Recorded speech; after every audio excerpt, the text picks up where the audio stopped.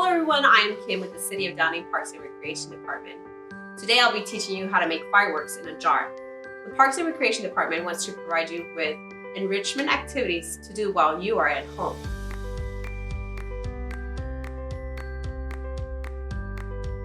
The materials you will need for today's project are a tablespoon, a spoon, a mixing bowl, food coloring, an empty jar, cooking oil, and water.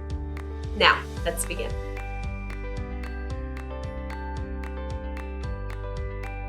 First, begin by filling up the jar 3/4 of the way with water. Just like that. Now we're going to go ahead and put this on the side.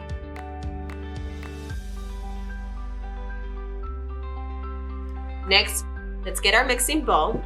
We're going to add 3 tablespoons of cooking oil.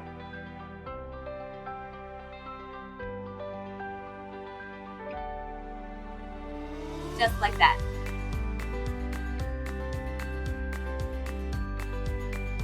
Now we're going to go ahead and add our food coloring onto our mixing bowl.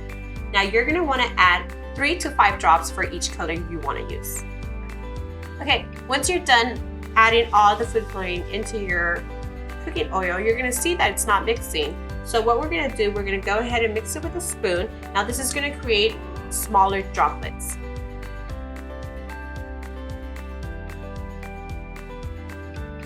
Now you're going to pour in the oil into the jar. Now you're going to see that the oil settling up on the top.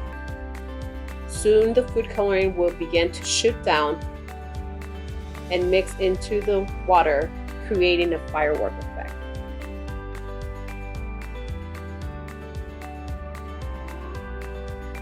Now we want to see how your experiment came out.